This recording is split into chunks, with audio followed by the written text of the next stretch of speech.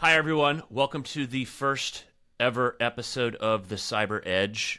We are going to delve into a number of topics around cybersecurity today with a specific focus on how artificial intelligence is going to impact the community. And with that, our first guest is someone who has been at the forefront of this for a while and a true expert in the field, one Brandon Dixon. Hey, Thanks for coming on, Brandon. yeah, thanks for having me. Brandon currently is the partner AI strategist for security over at Microsoft. He's been there in a number of different roles, launched a number of different products. Prior to that, had built a company called Passive Total that was acquired by Risk IQ, Yep. and then that company was acquired by Microsoft. So you've seen a lot, done a lot, and did that cover everything? Yeah, I think so. I spent my entire career in cybersecurity, always had a slant towards writing tools for analysts and trying to make things more efficient. Since getting into Microsoft, I've been fortunate to ship a couple of products. So work on things like Defender Threat Intelligence, Defender External Attack Surface Management, and then more of the common household Copilot, security Copilot, being able to lead that and get it out to GA was a fun experience. And now doing a little bit more on the research side, so seeing a lot more of how the space is shaping up and doing a lot more experimentation. How's that change been from releasing product to being more on that research side? The product is interesting because obviously, like when you launch something, you want it to make money, you want adoption. I think where we are with AI is like, at least in the security space, there's a lot of excitement around it. I think there's a lot of trepidation as well around like what risks get introduced. So I think people are figuring out how and where to apply it. So like our approach of meeting the customer like where they are inside of like a lot of our products has been very successful, like bringing it directly to their workflows. And then I was a big proponent of having it be part of the ecosystem as well. So like the system being extensible so that other people could add their solutions into it. We've seen a lot of adoption of third-party plugins there. But the difference between like product and research is, it's still customer centric, but rather than focusing on how do we land, people into a product and keep them using it, the research side is like, how do we experiment to figure out what is going to be durable and potentially something we can use in production versus not. Because at least with AI, I think it's pretty easy to get to a demo state, but it's not always, it's a lot more challenging to get it fully like into production. Why is that, do you think? Well, I think part of it is, we're still building to learn. A lot of these like systems, the one example that I've given people is like in the past like 2 years or so, or like since ChatGPT has come out, and people have really latched on to these generative AI systems. I think we've probably got like, the analogy I use is we've launched like 100 different levers. Each of them have like 10 different like spots, and so 10 times 100. So it's just a myriad of different configurations that you can do. And I think in the past 2 years, we've really only turned a couple of these dials. So people are still very much like figuring out what happens when I turn this dial to 10 and this one to 2. And there's all these different combinations. Some of them yield a lot of results and some of them don't. And I think that's one of the challenges is like when you have something in production, you seemingly want it to be consistent and always return that, the same answer every single time. That's kind of the paradigm that we're used to. And these systems don't exactly function that way. They're not traditional code deterministic systems. So I think that's one of the challenges. And then also just people trying to understand where they should apply it is another interesting one, is that kind of, should I do it externally and take on some of the risk but get the reward, or do I do it all internally focused where it might be something that impacts our bottom line but maybe makes us more efficient? I think people are trying to figure out where they best want to place some of these capabilities. It seems like any new technology Yeah. adoption, right? It's a lot of iterations and A/B testing and figuring it out on the fly. Yeah. And I think like, it's one of the cool parts, at least working for something like a company like Microsoft is, you just get to see the reach. And so we test a lot of our own stuff. Like obviously we use Teams on a daily basis, and we have our workflows that apply there. But it's having a co-pilot be activated within the meetings is really useful. Like you kind of see like the value of it. You enter a meeting late, and it's kind of summarizing what you missed. I have a bunch of peers that I work with that make extensive use of the notes from the meetings, like those derive the actions and the follow up. So to me, like I love having it like integrated into my workflow, especially when it works well. It's super useful, and like that I think is a unique way of getting people to experience it. If you subscribe to Teams and you're not quite sure how you want to use AI, it's not hard to go and get exposure to that. In the same way that we have like our phones, like recently I activated Apple Intelligence, and I've been really like surprised at how well it does at summarizing notifications. Even my work notifications, like it's just able to break it down in such a way that I go, wow, there's a lot of chatter, but not like the substance of it can be reduced down quite well. Interesting. It's almost blasphemy coming from the Microsoft guy, but it's all good. Yeah, I'd like that. See, this is like one of the things too, like when I hold workshops about AI, as I say, the space is moving so quickly that like innovation could come from anywhere. Hmm. So I talk about like 100 different levers that like been put out there.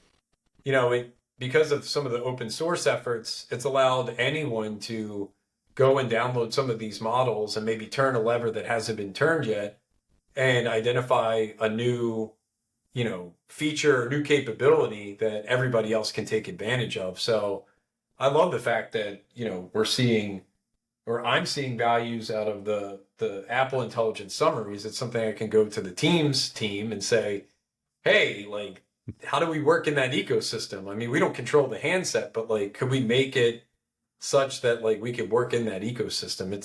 I don't really see it super competitive at the moment. Nice. That's awesome. Let's take a step back because you talked about co-pilot stage. For those that aren't 100% sure about the different levels of AI, can you give a brief kind of summary about the chat GPT level versus co-pilot versus agent level?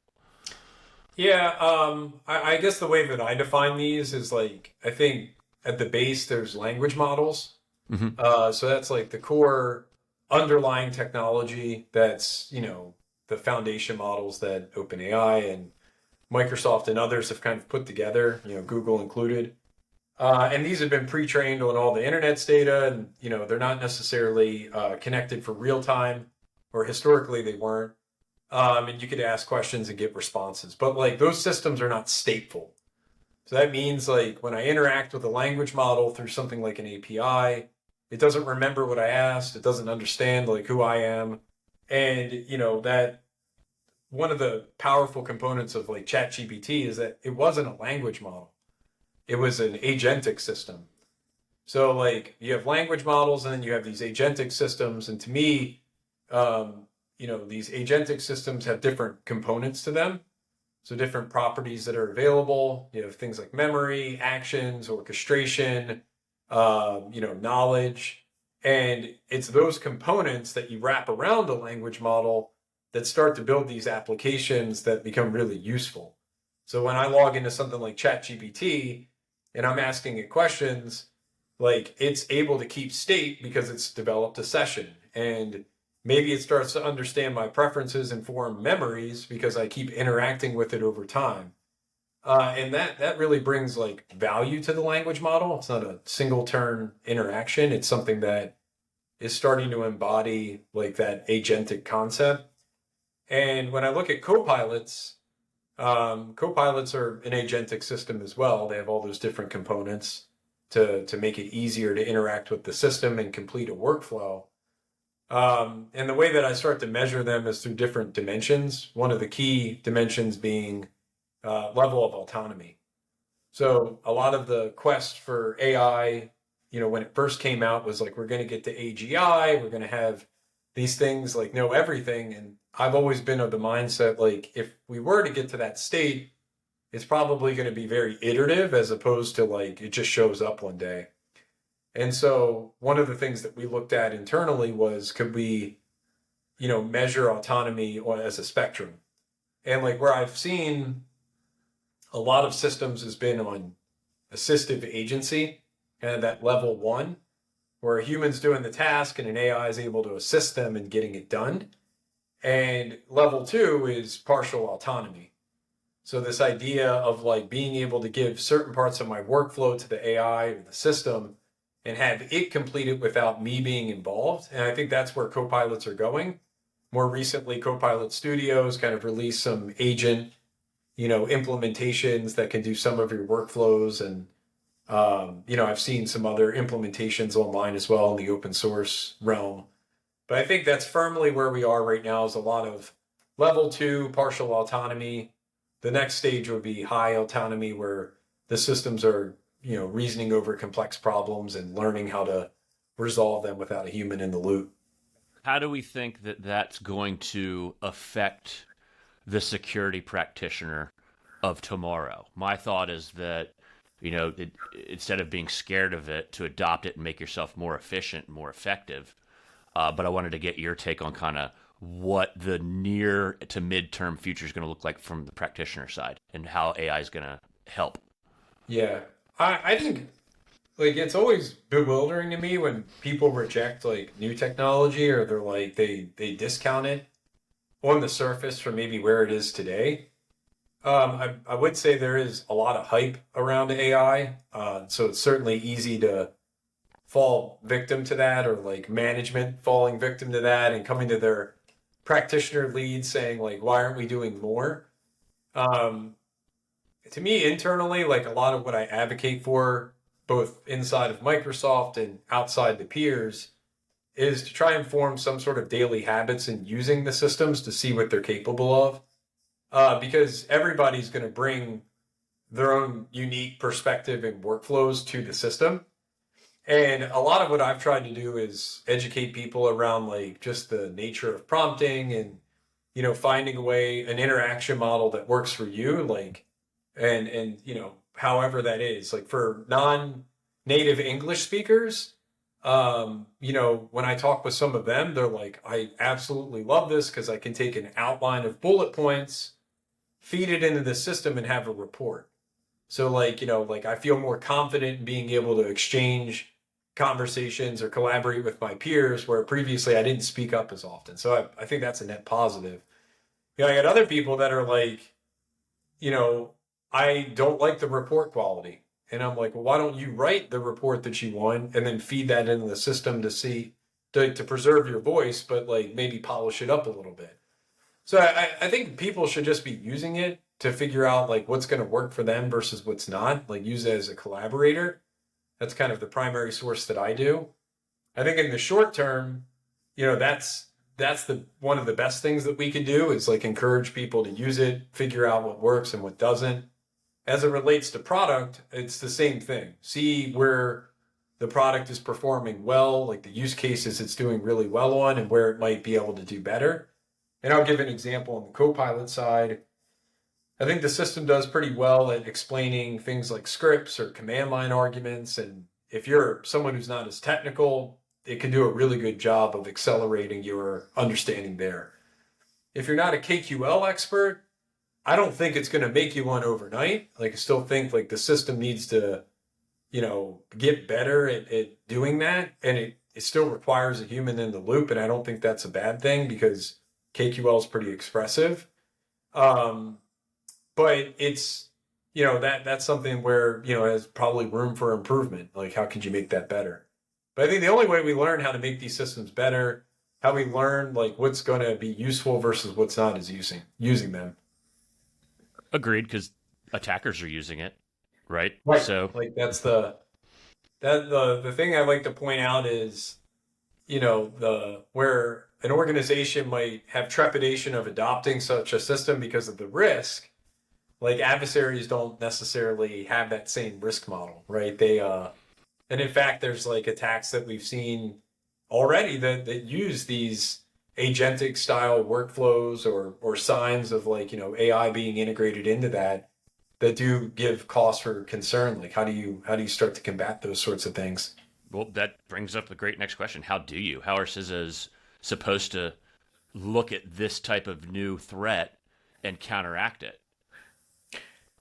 I mean, I don't like just because a new technology exists doesn't mean like the security playbook that you've had goes out the window. I think a lot of what how we design systems still remains true, like Okay. building for resiliency and you know closing out weak points, like especially around identity and access management. I think can go a long way.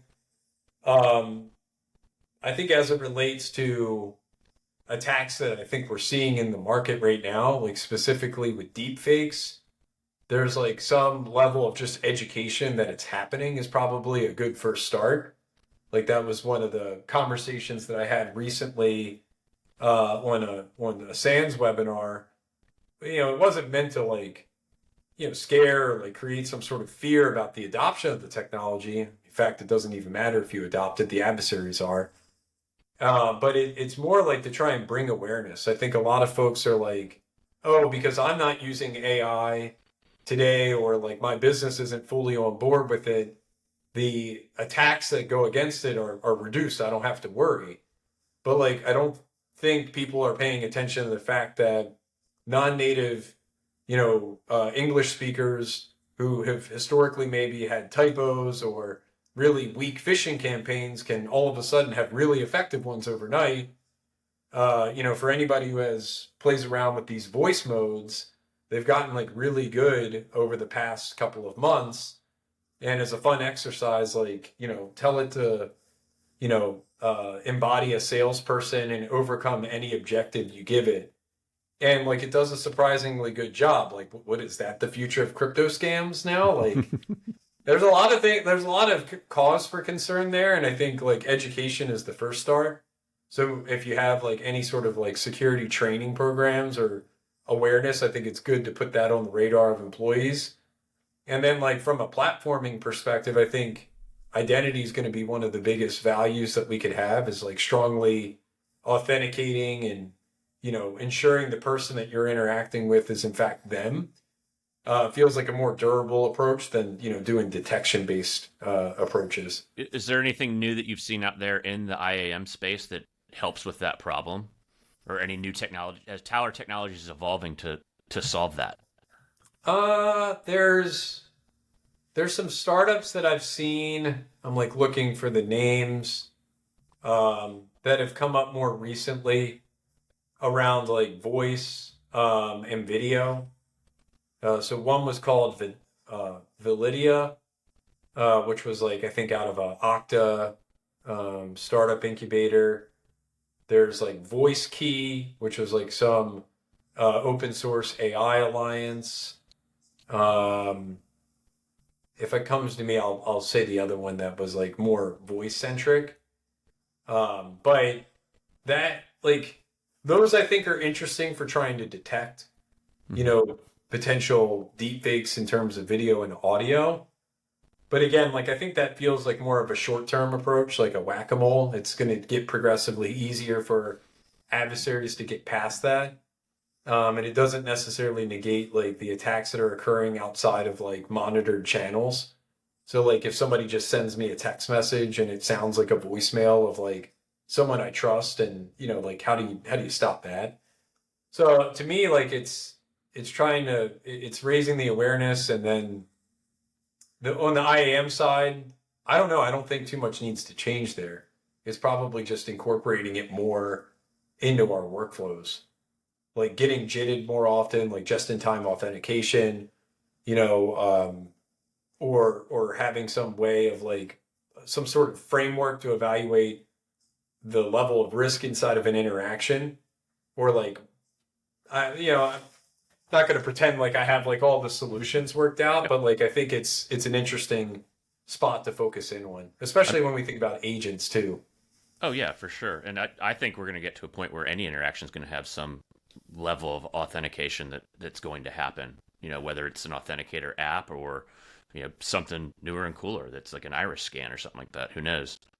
Well, I mean, we already have the I am encouraged when I see things like passkey and like the Hmm. use of like Face ID in conjunction with multi-factor, right? Like it started with like something which was your password, and then it was something you have, which was like some sort of like token or device, and then it's something you are. So like where I do see like the traditional IAM going is, I think a lot of the conventional wisdom is like passwords aren't enough, so pretty much multi-factor is the way to go. So we firmly landed on like two. I think we're gonna just edge right into three. Like if all of a sudden like every single one of my authentications is using like who I am, what I have, and what I know, like that feels like a powerful mechanic. And then if I can use JIT appropriately as like I increasingly do more risky things, Hmm. or it's probably not like before every meeting I got to go JIT back in or something, but there's probably something to like some reasonable expectation when I'm accessing sensitive data or a sensitive application to like JIT me. It's not a huge deal, and that like adds to the authenticity of the interaction. Gotcha. Very cool. How do you see? I mean, we've kind of touched on it a little bit, kind of current state and near term, but how do you see AI related attacks evolving in the future? Because they always evolve, right? Like, where do you see it going, and how do we combat that? Or is it still more of the same? I feel like a lot of the traditional attacks just get amplified. Okay. Like that was one of the things that I did more recently internally was we spent time figuring out like what are all the ways you could attack an agentic system. And part of that was like how do you attack a language model, because they're core to like an agentic system functioning. So anything that a language model experiences is going to be inherited in an agentic system.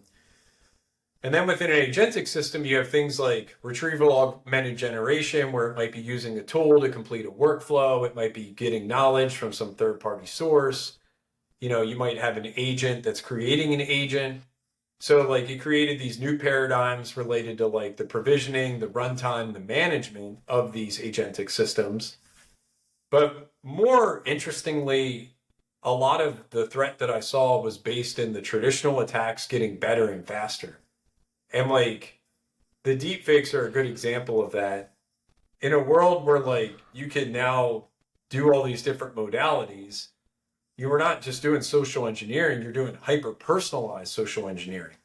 And there's a lot more ways to like exploit that as an attacker and be really effective. And then one of the other things that I saw was like a project in the open source called Red Reaper. And one of the interesting things that they did was they were using, I think, the Enron data set.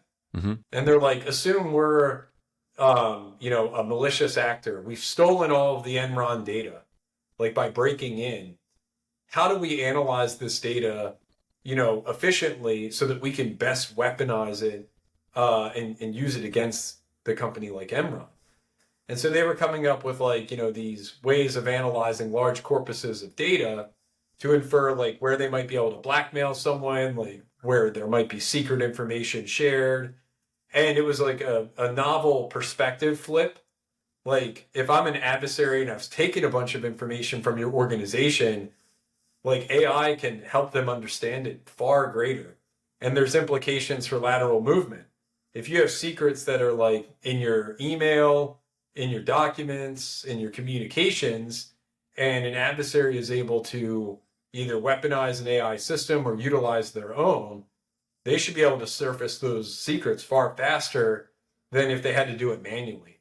So that processing of collection, I think, is going to be rapidly sped up, which means like an adversary could be far more effective in entrenching themselves in a business. I think that to me is the scarier part. Gotcha. Do you think it'll allow them to be more, quote unquote, stealthy? I think it makes them stealthy because they're not going to be as noisy in the testing process or the quest for finding information. Like if they were able to take all the files on your system and then deploy their language model or exploit a locally running language model to meet their needs and like say summarize the documents that have secrets or financial data. One, like it shouldn't draw as much noise. Like interestingly enough, like in the same way that they're exploiting that AI system, it serves as a ledger. So like that is one attack point that like if we have firm auditing logs and like a firm understanding of how it's being used, maybe that's a good opportunity to disrupt that. But if we think about like traditional theft of information, like exfiltration of it, and then they process it offline, I think they could be stealthier for the fact that they'll have this offline processing that allows them to have a greater understanding of the organization and maybe the communications that occur and be able to exploit that more readily and more quickly. And then I also think it maybe allows them to act on their objectives differently. So like, could they get better at extorting? Like previously, like if you've compromised an organization and you're a financially motivated criminal, you want to create a sense of urgency to get a payment. Mm-hmm. And so ransomware has been a good methodology for that because it disrupts the business continuity and then someone wants to go and pay to resolve that. In a world where like you can understand what's, actually valuable to an organization far faster than you previously could, does that give greater rise to like new extortion techniques where like someone might be emboldened to stay within the organization longer and then wait till they find something that really is of value. And then instead of ransomwaring the business, they do convoluted extortion techniques on a per file basis or a per secret or a per, like interesting topic. That could be interesting, I think. Like I wonder if we'll see stuff like that. That's wild for sure. Have you seen any government agencies or systems integrators or anyone federally focused beginning to adopt this type of stuff, or are they kind of taking a wait and see approach? I think I mean I have to imagine that it's occurring, but more recently I think there was a company called Scale AI that came out that with like pretty significant funding to bring language models and like secure versions of them to the government defense contractor space. So I have no doubt that like the technology is being utilized in that form.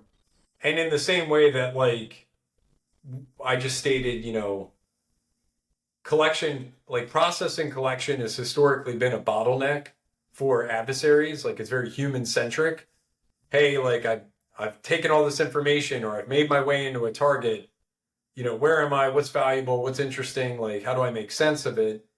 Like that same problem has plagued, any government that's performing their own forward, deployed operations in cyberspace. So I have to imagine that the language models are a big boom for processing there. Like just imagine all of the previous collection that never went looked at or processed because it was simply never prioritized, or it was prioritized but on human scale. Mm-hmm. If you have machines that can conceivably, be specialized to process specific languages, to do, really good entity extraction, like I would anticipate that there's going to be a lot of interesting intelligence capabilities that comes from that. Nice. Have you seen any regulatory action around this that's impacting kind of adoption of AI one way or the other on your side? I mean, I think regulation's trying to occur. Like there was proposals from the Biden administration to get like safety. I know that Europe is looking at that. I also know like given we're just over the elections and we'll have the Trump and the Republican campaign in office there. There's talk of dismantling the AI safety guardrails related to what was proposed. And if you look at X as a platform, maybe as a proxy for what's to come there, if Elon plays any special role inside of like the administration, as it was like implied that he might, or it's just rumored, then we might expect to see similar lax methods, in the same way that X has become more of a open playground for what people might. I like. It's a differing of opinions. I don't find like the discourse always incredibly positive on that platform. I think it's definitely gone the pathway towards more of a negative experience, one that I'm less interested in participating in. I think that there's value in some of the moderation that you can apply to content. But if that sort of open ecosystem, we get rid of all the safety, all of the mechanisms, I don't know what that does for AI. I think it could bring more harm than good. It's all about balance at the end of the day, right? Yeah, I mean, like for Llama, part of their thing was, or Meta, they released like the Llama models in an open source fashion because they wanted people to basically come up with the attacks, to like break the thing, to see all the ways in which it could be utilized. And part of that was like, we don't want to play the core content moderators, we'll put some safety mechanisms in there, but people immediately remove those safety mechanisms from it. Like, are we worse off for it? I don't think so. Like, I don't necessarily see the immediate implication of like stripping safety mechanisms off the Llama models. But I do also know that like some of these models get used to generate, nefarious things and stuff that otherwise would be very questionable. The only way that happens is like, having access to something that has been stripped of that. Like it's just kind of the raw power. So I think generally, if it's not in an easy, like if it takes some work to be able to utilize, then it's maybe not as abused as widespread.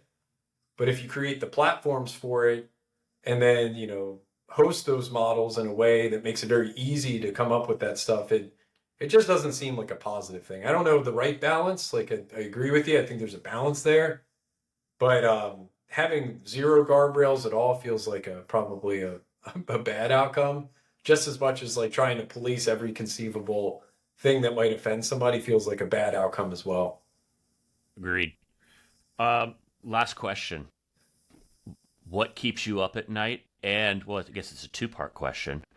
What are you most excited about for the future with AI?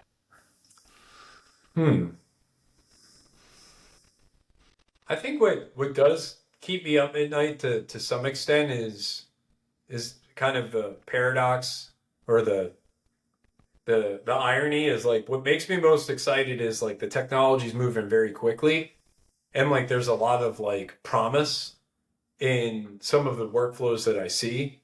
So like being able to like use agents to triage a phishing email or triage like an incident, or help automate like red teaming scenarios. Like there's a lot of potential in being able to use those language models to help perform tasks at a scale that like we've not been able to see before. And on the flip side of that, like there leads to the potential weaponization of it in the form of like deep fakes. So like, I know people in my immediate friends and family who have been impacted by like crypto scams. And like that to me feels like, okay, that shouldn't be occurring, but how like AI is going to conceivably make that much worse. Like it won't just be a crypto scam anymore. It'll be like some sort of appeal to like your interest based on information that was collected from social media, and the agentic system was able to put together a tailored campaign hyper focused on you. And maybe it's still crypto in nature, but like it finds a way that makes it even more successful, where it's harder to distinguish like fact from fiction. Um, that concerns me. And like more recently, I don't know if they're utilizing AI, but I've had a rise in like voicemail based, messages that are fraud. I have a lot more voicemails like, hey, this order that's placed, we need to get on the phone with you, or like a call where I pick it up. It's like, hey, we noticed some weird, usage on your Coinbase account, and press one, we'll patch you over through to like a representative. So like these aren't like necessarily AI generated, but I'm seeing more voice based things recently that then bridge over to a human attacker that's trying to commit fraud. And if people are still falling victim to some basic text based attacks and they're wiring money out of their accounts, friends and family that I know, then like it just conceivably feels like that might get much worse before it gets better. That sort of keeps me up at night. Yeah. Interesting times indeed. Well, thanks for hopping on with me, bud. I appreciate the time today. That was informative for me for sure, and hopefully it'll be informative to a bunch of other people out there. I know this is kind of an area, especially in the security side, where people have a lot of questions, and I think you just did a lot to unpack a lot of that. So thank you very much. Yeah. Yeah, I appreciate you having me on. And for the folks that listen and like, they want to learn more, I'm always trying to make myself available. So if you connect with me on LinkedIn, or you find a way to shoot me a message like through just the communities and information security, more than happy to chat. I myself kind of do a couple different workshops because I think that like AI fluency is important. Like just simply ignoring the technology or waiting until it's, shrink wrapped into a form that you could just immediately package up and use it, to me like feels like a disservice to like information security. Or if there's opportunities to get defenders aware of what the technology might be good at today and where they might want to be applying it in their workflows to scale their defenses, like I'm all for trying to encourage that.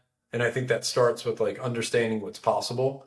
So I'm more than happy to kind of do ad hoc trainings, or share the information that we're learning, as much as I can from the Microsoft side of what we think is interesting, and most importantly, just building a community to exchange ideas. Like we're always interested in getting feedback to figure out where we could do a better job, and like I said, innovation can come from anywhere.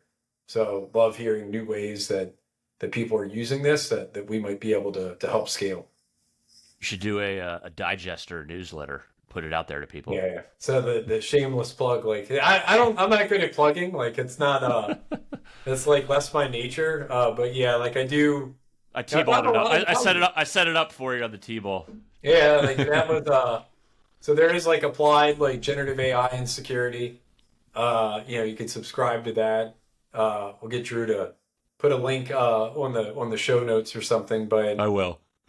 I mean, like the value of that is it does help scale, right? Like it keeps me up to date with the latest publishings, the trends that are going on, helps me facilitate conversations. It's been immensely valuable to kind of keep up that way, and I always encourage others to do the same. Awesome. Well, again, appreciate it.